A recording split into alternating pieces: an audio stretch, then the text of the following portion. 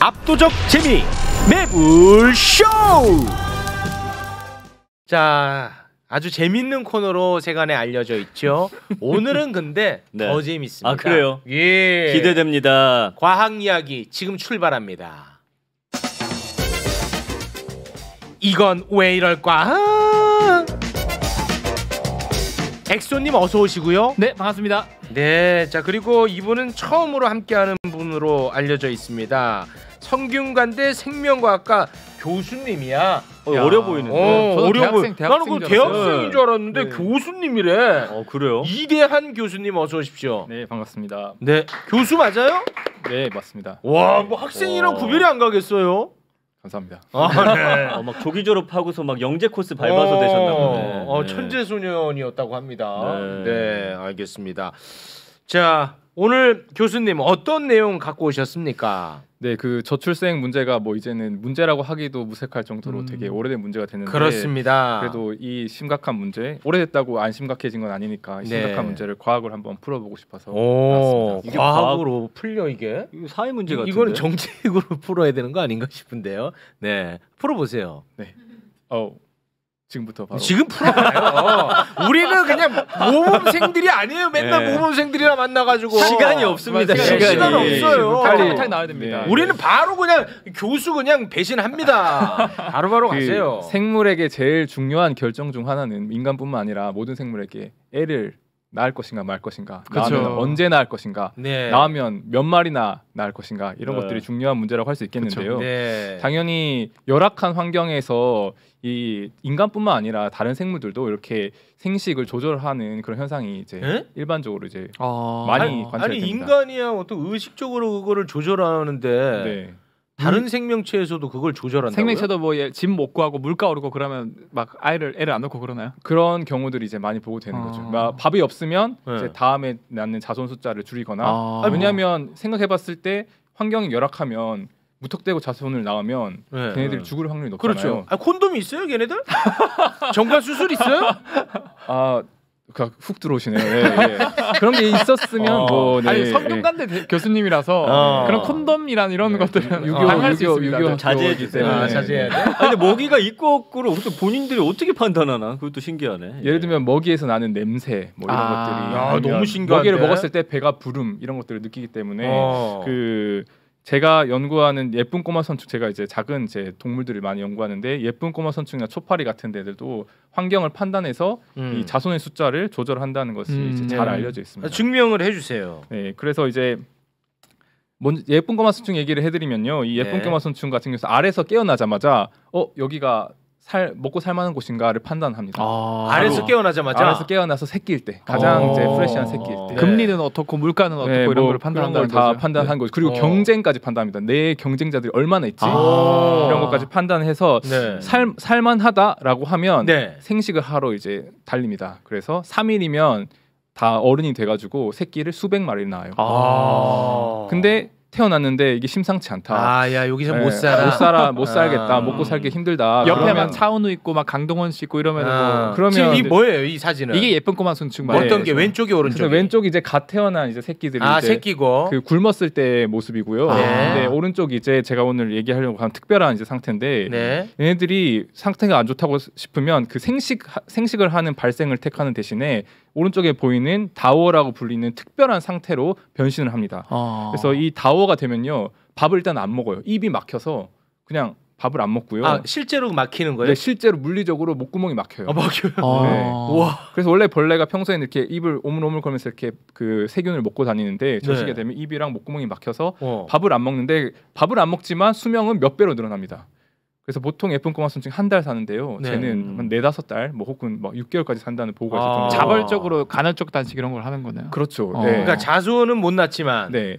자기는 오래 사는군요. 그렇죠. 그러니까 생식과 생존에서 생식을 완전히 포기하고 생존으로. 생존으로 야. 극대화, 자원 분배를 극대화하는 이 상태가 약간 이제 대한민국의 지금 MZ 세대를 야. 네, 그래서 제가 네, 아마 오늘 이 재밌네. 얘기를 하는데 네, 얘기가 과학적으로 푼다고 했었는데 아. 네. 우리도 술집 갈 때 밖에서 쓱 보잖아요. 재밌어. 물 안 좋으면 바로 딴 데로 옮겨가고. 그렇죠. 예. 오늘 안 되겠다 싶으면 야 집에나 가자. 어. 이런 거 같아. 잠이나 자자. 어. 그래서 고민 안 정말로 해주시네. 잠자는 것처럼 보통 벌레는 꼬물꼬물 움직이는데요. 네. 얘는 거의 안 움직이고 가만히 있습니다. 야, 이 재밌네. 네. 결국은 생식보다는 생존을 선택하는 삶을 산다. 근데 이제 본인들이 판단했을 때 그게 본인들의 그 먹고 살 수 있는 그 환경이 제가 볼 때 굉장히 좁은 영역 같거든요. 네, 네. 뭐 예를 들어서 다른 데로 옮겨간다든지 하면 사실 먹을 게 또 있을 수도 있잖아요. 네. 그래서 얘가 다 커도 크기가 1mm밖에 안 되는데 그럼 꼬물꼬물해서 네. 어디로 갈까요? 얘네들이 썩은 과일 같은 걸 먹고 사는데요. 네. 그래서 얘네들이 놀랍게도 스스로 기어가는 게 아니라 히치하이킹을 합니다. 그래서 약간 카카오티 택시 부르듯이 네. 이 다른 동물을 타고 가는데요. 네. 이 다른 동물을 어떻게 타고 가냐면 그냥 타기 힘드니까 얘네들이 다워 때만 보이는 행동인데요. 다워 때. 저렇게 원래는 바닥만 이렇게 기어다니는 애들인데. 2차원을 기어다니다가 어. 3차원을 저렇게 섰어. 춤을 춥니다. 춤을 춰. 예, 저렇게 그룹 댄스를 춰서 집단적으로 추고 저기는 지금 한 마리씩 추고 있는데요. 네. 한 몇백 마리가 뭉쳐서 떼춤을 추기도 하거든요. 그렇게 되면 이게 높이가 생기면서 지나가는 다른 벌레나 달팽이 같은데 이렇게 붙어서 갈 수 있는 거죠. 그리고 다른 벌레들은 또 걔네들도 먹이를 찾아갈 거 아니에요. 걔네들도 네. 썩은 거 좋아하니까. 그러면 그 썩은 거를 좋아하면 거기서 내려가지고 이제 먹고 살만하네. 경쟁자도 없네. 생식하자 하고 다시 성충이 돼서 수백 마리를 이제 아래나게 됩니다. 신기합니다. 제가 다큐에서 그런 거 봤거든요. 어디 다른 나라에서 그 요금 안 내고 기차가 천천히 지나가면은 기다렸다가 다 같이 타고 딴 데로 이동하고 네. 약간 그런 느낌으로. 그렇죠. 그렇게 우리 예전에 한때 먹고 살기 힘들어서 막 그쵸, 헬조선, 그쵸. 탈조선 이런 얘기 많이 했던 것처럼 네. 네, 이 선충의 신기하네요. 세계에서도 비슷한 현상이 관찰이 됩니다. 네. 자, 계속하세요. 네, 진도 계속 나가요, 교수님. 질문을 던져 주셔야. 질문 없어요. 아니, 시간 없어요. 네. 이게 이제 어쨌든 우리 인간하고 비슷하다라는 거잖아요. 네, 그 우리는 이거랑은 좀 다르지 않나? 우리 먹고 살 거 많은데. 네, 그거는 이따가 나와. 그래요? 야, 스텝이 있다. 근데 왜 혼자 알아서 하라고 했어요? 형이 있어. 던져줘야지 그럼. 그거 이제 마지막으로. 그 결론이야. 결론. 제가 궁금한 거는 이 예쁜 꼬마 선수 지렁이 같은 애들이 춤을 다 춰요, 아니면 못 추는 애들도 있어요?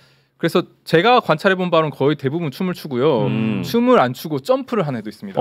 그래서 이렇게 길을 모아가지고 이렇게 뽕 하고 이렇게 아마 영상 자료가 준비되어 있는데요. 저렇게 최근에 이게 나온 연구 결과인데 뽕 하고 저렇게 점핑을 해서 붙는데 저때 이제 정전기를 이용해서 네, 자기장을 이용해서 이렇게 점핑을 한다는 그런 보고도 있습니다. 기생충 같은 데서 저런 전략들이 이제 이산화탄소 숨소리 숨에서 난 냄새가 난다. 그럼 점핑을 탁 해서 숙주에 가서 붙는 그런 행동들이 기생충에서 특히 많이 관찰이 됩니다. 네, 알겠습니다. 아무튼 뭐 생활 여건이 좋지 않으면 결국은 생식보다는 생존으로 간다. 네. 그리고 아까 했던 질문 지금 던져. 지금 하면 돼요. 지금 다 던집니다. 지금 던져. 아니 이게 이제 인간이랑 연관성이 있다고 하셨는데 우리는 지금 뭐 배가 고파서 애를 안 낳는 건 아니잖아요. 예.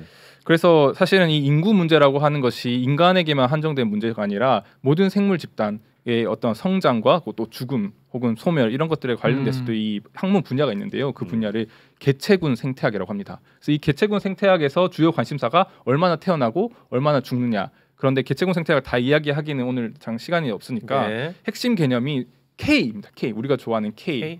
예, 그 K가 뭐냐면 수용 능력이라는 뜻입니다. 그래서 수용 능력. 영어로는 carrying capacity라고 하는데요. 이 수용 능력이라고 하는 것은 어떠한 환경에서 그 환경이 감당할 수 있는 개체의 숫자. 그럼 예를 들면 한국의 수용 능력이라고 하는 거는 한반도에서 수용할 수 있는 인구가 몇 명이냐라고 하는 게 이 K 값입니다. 그래서 이 K 값이 왜 중요하냐면 K 값에 따라서 이 개체군의 그 성장 패턴, 그러니까 인구의 예를 들어 인간으로 따지면 인구 증가 패턴이 달라지는데요. K 값과 그 현재의 인구 값이 차이가 클수록 그러니까 지금은 K 값에 미치지 않는 저 밑에 인구 수면 성장할 그 여건이 좋은 여력이 거죠. 더 있는 여력이 더 있으니까 네. 성장이 쭉 지수 올라간다. 성장합니다. 폭발적으로 성장합니다. 네. 그러다가 인구나 개체군의 크기가 개체 숫자가 K 값에 근접하게 되면 이게 살기가 팍팍해지니까 죽는 그 개체도 많아지고 태어나는 것도 줄어들면서 이렇게 꺾이게 되죠. 그래서 저는 빨간 그래프가 아니고 파란 그래프처럼 그렇죠. 빨간 그래프처럼 가다가는 폭망하기 때문에 이런 S자 그 그래프로 이제 성장한다. 우리 한국의 인구 증가도 저런 패턴을 이제 보이고 있는 거죠. 여기에서는 그럼 어찌됐든 변수는 인구 수밖에는 안 들어가 있네요. carrying capacity 그 K 값 자체는 인구 숫자, 환경이 감당할 수 있는 인구 숫자인 것이죠. 근데 난 동의를 못 하겠는 게 형, 못 사는 나라일수록 아이들 엄청 낳잖아요. 그렇죠. 네. 그거 말이 안 되잖아. 안 맞잖아 지금. 그래서 그게 아주 키 포인트인데요. 이 K 값이 보통 이제 생물에서는 이 K 값이라고 하는 것이 물리적인 여건, 모기가 얼만큼 있냐, 뭐 물이 얼만큼 있냐 이런 걸로 결정이 되기 때문에 당연히 자원이 풍족해지면 K값도 높아지고 더 많은 그 개체수 혹은 인구를 서포트해야 되지만 우리 한국 같은 경우에는 계속해서 폭풍 성장했는데 인구는 오히려 줄고 지금 있죠. 네. 출산율은 줄어들고 있는 상황이잖아요. 네. 근데 사실 이 현상이 한국에서만 관찰되는 것이 아니라 대부분 선진국들을 보면 경제가 성장하면서 출생률은 감소하는 패턴을 보입니다. 그런데 이제 그게 그렇게 생각하면 이상한 것이죠. 왜 자원은 늘어났는데 우리는 바닥을 칠까? 그렇죠. 그랬을 때 결국은 인간한테는 먹고 사는 것만이 중요한 것이 아니다. 먹고 사는 것만 중요했으면 보릿고개 때 더 출생률이 낮았어야 되는데 그렇지. 지금이 오히려 출생률이 더 낮다는 것은 자원이 그러니까 그 사람들이 벌어들이는 자원보다 사람들이 원하는 자원이 더 커지게 되면 똑같은 자원이라고 할지라도 실제로 사람들을 행복하게 만들어줄 수 있는 자원의 양은 줄어들었을 수가 있는 거죠. 욕망이나 뭐 눈높이가 네. 너무 높아졌다는 거예요? 그러니까 집이 뭐 예를 들어 5천만 채가 있어서 다 들어와서 살 수 있는데 네. 사람들이 원하는 집의 기준이 높아지게 되면 사실은 수용 능력이 떨어지는 거죠. 왜냐하면 들어가기 싫어하는 집은 없는 집이나 다름없어지기 때문에. 그러니까 뭐 같은 차 타도 다 이제 뭐 외제차 사야 되고 뭐 집도 뭐 오마카세 먹어야 되고 뭐 다들 기준이 다 높아지니까 제가 볼 때 그런 것 전부 다 막 인스타 문화 이런 것 때문에 그러지 인스타를 않을까. 없애. 네. 제가 이제 그 생물학자로서 그 선을 넘어서면 이제 약간 저의 편안한 바운더리를 넘어선 느낌인 것 같아서 거기까지는 얘기를 하지 않겠지만 제가 얘기할 수 있는 부분은 네. 우리 인간의 생물학적인 요구는 별로 변하지 않았던 거예요. 보릿고개 시절이나 지금이나 하루에 3끼 먹다가 지금 6끼 먹게 되는 건 아니잖아요. 네. 그러 대신에 그런 우리의 그런 어떤 동물로서의 그 욕구를 충족시키는 것보다는 더 다른 요소들, 특히 문화적인 요소들에 대한 요구가 늘어난 것을 들여다봐야지만 이 K값 혹은 우리의 인구에 어떻게 우리 출생률 문제를 파악할 수 있다고 생각하고 이 부분에 대해서는 저는 이제 사회학자들이나 정책학자들이 더 저보다 훨씬 좋은 연구를 많이 하고 계시다고 생각을 합니다. 네. 생물학적 요구는 뭐 과거와 크게 다르지 않다. 이 인문학적 욕구가 너무 높아졌대. 형은 그래서 결혼 안 하잖아. 나는 그런 건 아니고. 형 알고자 하는 그 아니. 욕구가 너무 커가지고. 아니 그게 아니라 문화적 욕구. 문화적 욕구. 문화적 욕구. 네. 그래서 인간은 아까 저 뭐 예쁜 선충? 예쁜 꼬마 선충. 얘는 이제 목을 이렇게 닫아가지고 그거를 조절하는데 인간은 너무너무 슬프게도 자기의 삶을 스스로가 이렇게 끊는 경우도 있잖아요. 그 우리나라가 OECD 국가 중에서 또 1등이죠. 네. 그거는 생명체 가운데 인간이 유일해요? 되게 사실 무겁고 좀 네. 얘기하기가 조심스러운 주제인데요. 네. 그러니까 생물들 사이에서 그러니까 스스로 이제 희생하는 그 목숨을 생명 희생하는 그런 행위들은 종종 관찰이 됩니다. 예를 들면 꿀벌이나 그런 데서 이제 뭐 둥지를 자기 하이브를 지키기 위해서 벌집을 지키기 위해서 침 놓고 뭐 죽거나 이런 행동들을 보이는데요. 네. 그 진화적인 입장에서 보면 이 스스로를 희생하는 이 행위는 뭔가 자신과 비슷한 유전자를 지닌 개체들에게 도움이 안 되면 이게 자연 선택이 될 수가 없거든요. 그런 의미에서 보면 인간은 정말로 아주 압도적으로 높은 빈도로 이렇게 스스로 이제 극단적인 선택을 하는 그 행위 자체는 되게 진화적으로 보면 미스테리입니다. 그래서 이게 왜 이렇게 인간들이 그런 극단적인 선택을 많이 하는지에 대해서 사실 확실한 뭔가 이론이나 이런 게 있다고는 좀 보기 힘든데요. 네. 제가 이제 좀 개인적으로 생각하기에는 그 제 개인적인 견해를 말씀드리자면 이게 되게 좀 비극적인 그 인간 진화의 결과인 것 같습니다. 그래서 인간이 저희가 이런 스튜디오를 만들고 이렇게 방송을 할 수 있는 거는 되게 이 발달한 지능과 네. 정신 어떻게 말하면 비대해질 정도로 발달한 정신 때문인 것 같은데요. 근데 그만큼 새로운 종류의 고통도 많이 느끼는 것 같습니다. 그래서 고통이 좋은 걸까요, 나쁜 걸까요? 뭐 적당한 고통은 뭐 좋다. 뭐 생존에 이런- 도움이 되겠죠. 네. 적당한 고통은. 그런 얘기는 뭐 할 시간이 없습니다. 그 고통에 대한 그 감각이 사실은 굉장히 중요한 게 왜냐하면 우리가 촉감, 시각, 뭐 청각 이런 건 어떤 물리적이거나 화학적인 성질에 대한 거거든요. 빛을 감지하거나 뭐 만지는 걸 감지하는 건데 고통은 좋고 나쁜 걸 감지하는 거예요. 그러니까 만졌다고 해서 좋을 수도 있고 나쁠 수도 있잖아요. 네. 근데 누가 망치로 때리면 다 안 좋은 다 안 겁니다. 좋죠. 네네네. 근데 그렇기 때문에 이 고통이라고 하는 것은 이제 진화적으로 나에게 가해지면 위험하기 때문에 고통이 가해진 걸로부터 피해야 됩니다. 그래서 이 고통이라고 하는 건 피해야 될 나쁜 감각이에요. 나를 위협하는. 나쁜 감각. 그런데 우리가 인간이 살다 보면 사실은 우리가 힘들다, 고통스럽다고 할 때 물리적인 고통, 누가 나를 망치로 와서 때리는 일보다는 정신적인 고통, 누가 나를 말로 폭력을 하거나 아니면 나쁜 기억이 계속 떠오르거나 하는 정신적인 고통들이 정말 힘들게 하고 또 우울하게 만드는데요. 이 정신적인 고통이라고 한 게 결국 인간의 지능이 정신이 너무 발달했기 때문에 생긴 거고 정신적인 고통은 물리적인 고통이랑 다르게 피하기가 어려워요. 기억은 내가 여기를 가도 있고 저기를 가도 있잖아요. 그러네. 그러니까 이게 고통에서 이제 벗어나기가 너무 힘듭니다. 정신적인 고통은. 물리적인 고통은 뜨거운 게 있으면 안 가면 되고 막 먹으면 쓴 게 있으면 안 먹으면 되잖아요. 눈에 근데, 보이니까. 네. 그런데 그게 하나의 정신이 발달하면서 생긴 저는 이제 비극이라 보고요. 또 하나의 비극은 그 고통을 피하는 새로운 방법을 인류가 발견한 것 같습니다.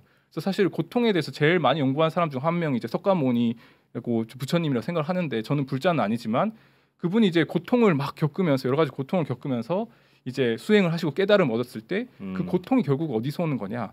나라고 하는 인식에 대한 집착에서 온다라고 말씀을 하시잖아요. 그래서 무아에 이걸 설파를 하시는데 어떻게 보면 불교라고 하는 것이 종교로서 퍼져나갈 수 있었던 거는 내 육체를 포기하지 않고도 그 고통들로부터 자유로워질 수 있는 나를 힘들게 하는 정신적인 고통으로부터 자유로워질 수 있는 그 방법을 설파하셨기 때문에 저는 그게 지혜고 종교가 된다고 생각하는데 어떻게 보면 인간 그 진화의 과정에서 이 정신이 발달한 과정에서 고통의 원인을 어떻게 보면 피하는 게 아니라 소멸시키는 거죠. 그래서 한 가지의 방법이 해탈인 건데 해탈이 아니라 아예 육체를 포기함으로써 모든 고통에서 해방을 할 수 있는 그 가능성, 다른 생물에게도 다 존재하는 가능성이지만 그거를 실현할 수 있는 그러한 어떤 알고리즘이나 의식이나 이런 것들을 가지지 못한 종에게는 선택지가 되지 않는데 그게 인간에게는 선택지가 된 것이 아닌가. 야 오늘 방송 너무 좋은데. 딱 최욱 씨 얘기다. 아니 이거 진짜 좋은데. 최욱 씨 웃기지 못하는 걸 굉장히 고통 느끼거든요. 네, 그러니까, 외모는 포기하고 네, 웃기고 고도로 정신적인 것들에 집중하니까. 좀 잘생겼나 보다. 아니 그게 아니라 형이 그래서 이렇게 매불쇼를 크게 키울 수 있었다는 거죠. 아니 근데 내용이 아니 뭐 본인 전문이 아니라고 막 겸손 떨더니 너무 좋은데요 내용이 진짜. 언어로서 너무 표현을 잘해 주신 것 같아요. 인간이 너무 지능이 비대해지다 보니까 느끼지 못할 존재하지 않았던 고통도 많이 우리가 느껴. 그런데 이 고통을 피하려는 선택지가 없는 선택지를 또 하나 만들어냈어. 인간이 너무 고도화되다 보니까. 그래서 삶마저도 선택지에 넣고 극단적 선택을 하는 비극.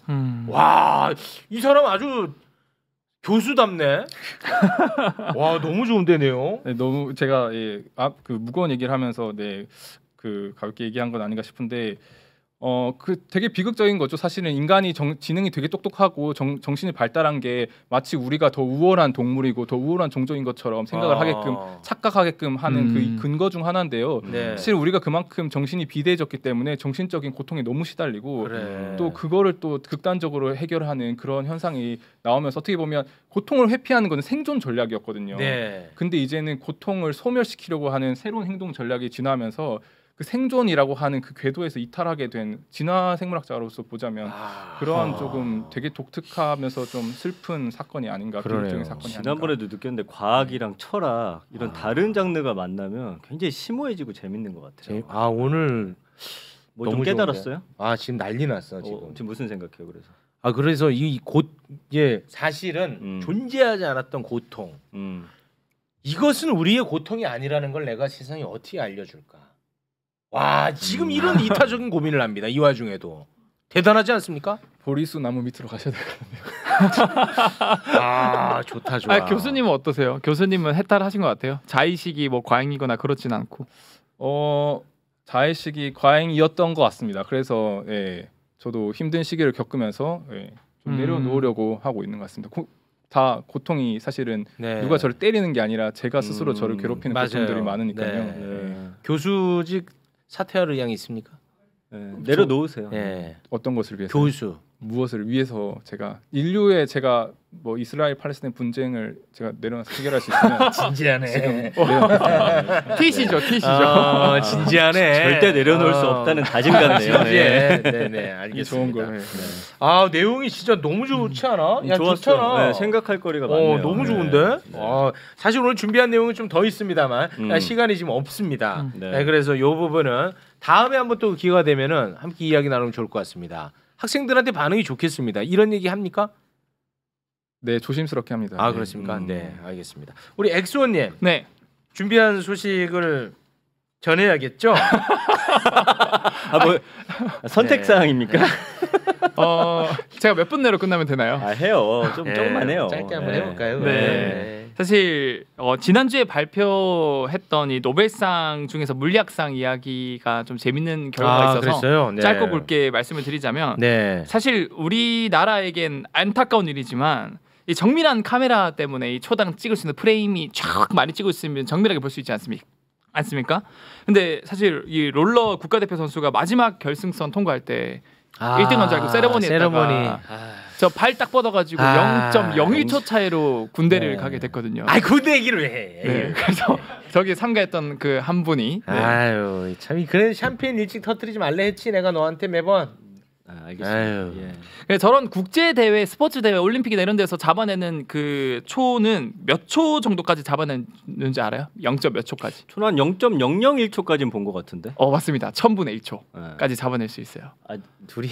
나 스포츠 많이 봐가지고. 맨날 뭐 예습한 거 아니에요. 0.001초. 근데 사실 이번 아시아 0.0001초. 0.001초, 1000분의 1초죠. 1000분의 1초. 1000분의 1초. 네. 0.001이네. 그럼 0.001초. 아니고 작가가 계속 0.001을 써가지고. 자, 그래서 근데 이게 이번 아시안 게임에서 남자 허들 110m 결승에서 공동 금메달이 나온 거 아시나요? 알아요. 예. 알죠. 네. 너무 똑같이 들어와가지고. 네, 놀랍게도 1000분의 1초까지 프레임을 쪼개봤는데도 동시에 들어온 거예요. 예.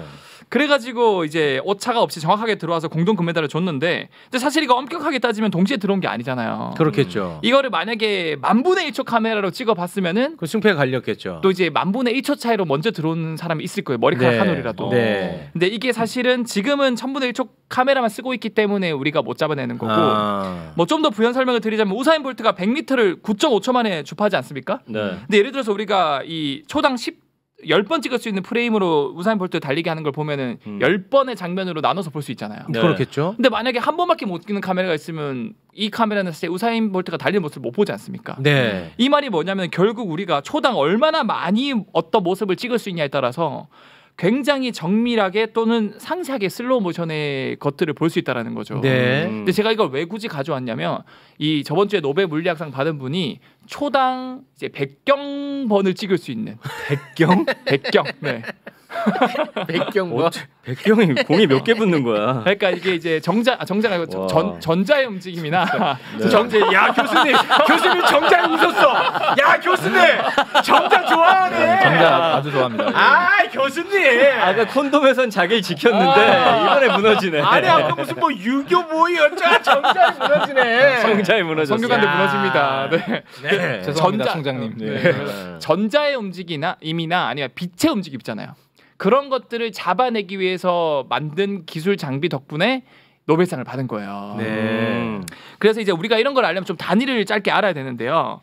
예를 들어서 우리 올림픽 경기는 100분의 1초, 1000분의 1초 정도를 찍지 않습니까? 네. 근데 사실 사람이 아니라 이런 전자라던가 원자핵 주변을 도는 전자 또는 빛이 너무 빠르기 때문에 뭐 거의 펨토초, 아토초라고 그래서 뭐야?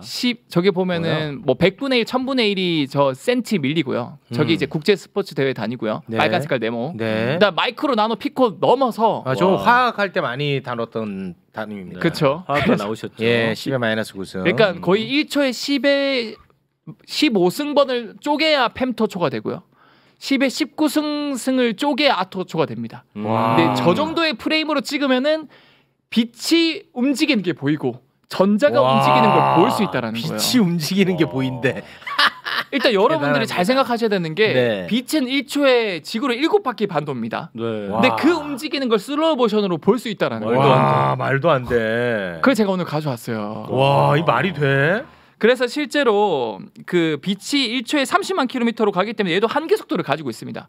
그러니까 너무 빨라도 얘를 몇 천 조번을 쪼개서 찍으면은 얘가 움직이는 걸 볼 수 있다는 과정이 거고. 보이겠죠. 실제로 MIT나 아니면 칼텍 다양한 연구진이 초당 1조번에서 10조번을 찍을 수 있는 펨토초 카메라를 개발해서 빛이 다양한 공간을 이동하는 모습을 가지고 왔거든요. 와, 영상 한번 볼까요? 볼 수 있어요? 우리가 네. 시각화해서 볼 수 있다고? 볼 수 있어요. 와. 저게 이제 빛이 움직이는 거예요.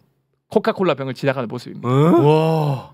뿐만 아니라 저런 식으로 병을 움직이고 있죠. 와. 그리고 반사되는 것도 보여요. 저런 식으로 반사. 너무 신기하다. 저런 식으로 반사가 돼요 빛이. 저런 식으로 반사가 되고요. 저런 식으로. 이거 그냥 포토샵으로 한 거 아니지? 아니에요. 진짜 빛이 움직이는 거. 저 지금 방금 좀 튕기는 거 있죠? 네. 저것도 레이저 빛이 반사되는 거예요. 거울 안에서. 저 네모가 전부 다 거울이거든요. 와, 이걸 찍었다고? 네, 맞아요. 강자 하나는 아니고 강자 다발입니다. 네. 이걸 어떻게 찍어?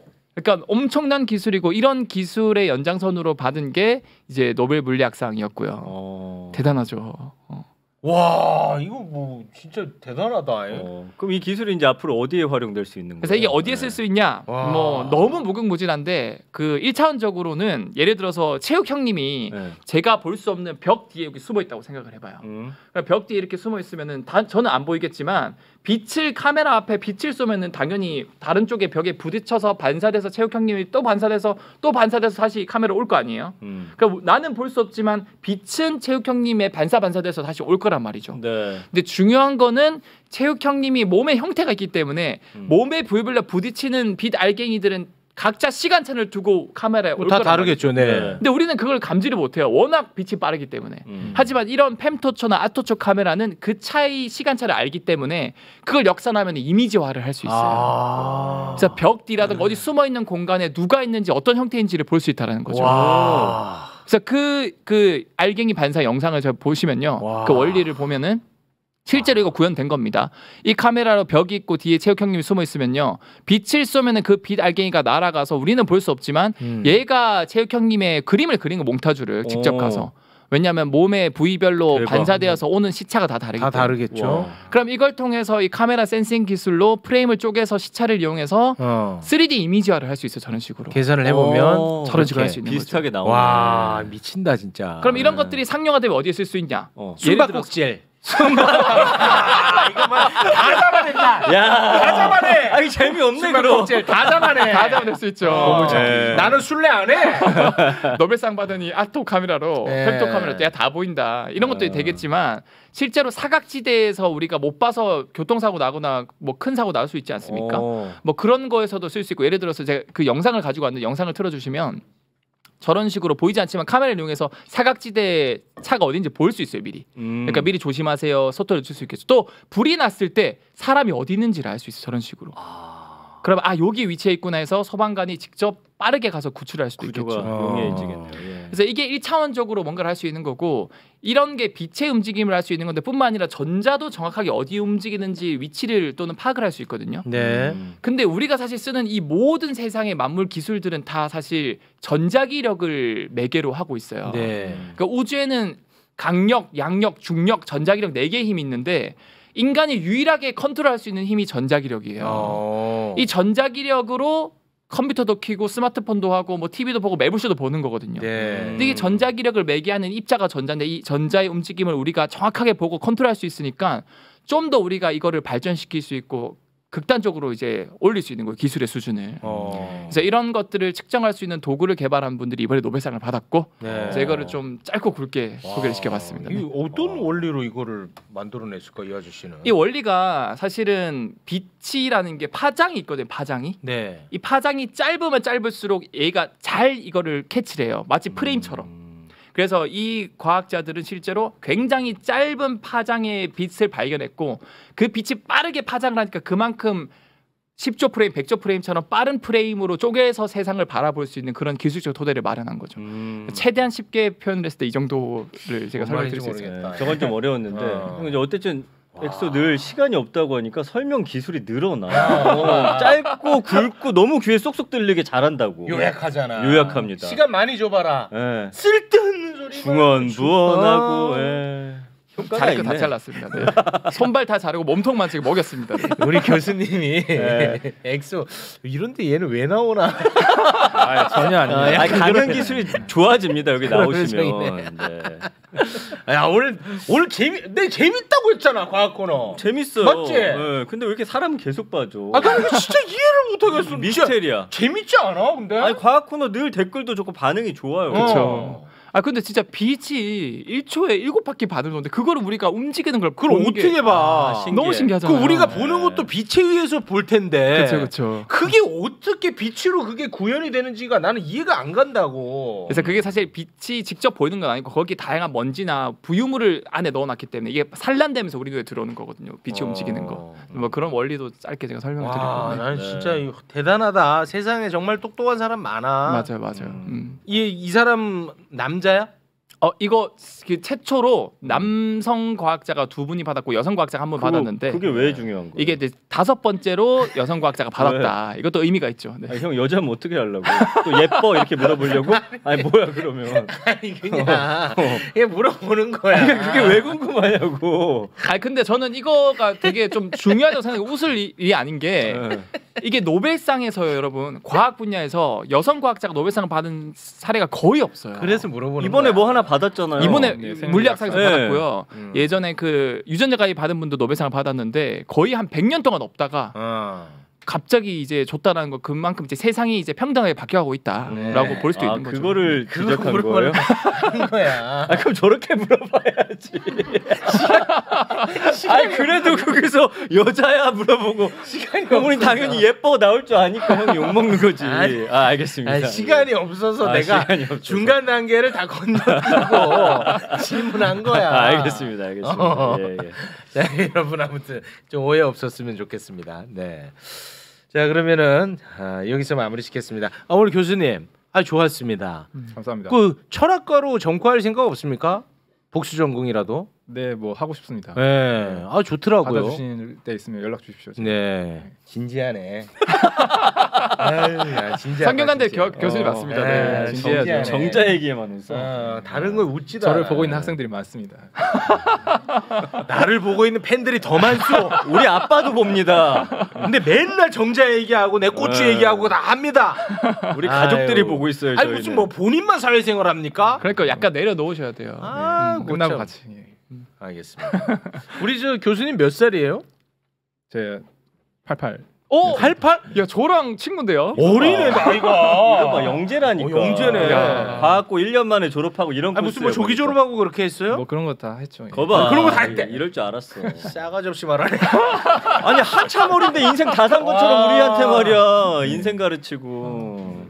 배워주셔서 감사합니다. 네. 이 성균관대 교수님 타이틀이 있으니까 뭔가 그 나이가 좀 많아 보였는데 그래요, 친구였습니다. 네. 알겠습니다. 반갑습니다. 대하나 잘했어. 고마워 엑소야. 자, 여기서 마무리 짓겠습니다. 함께해 주신 두 분 대단히 고맙습니다. 감사합니다. 네, 고맙습니다.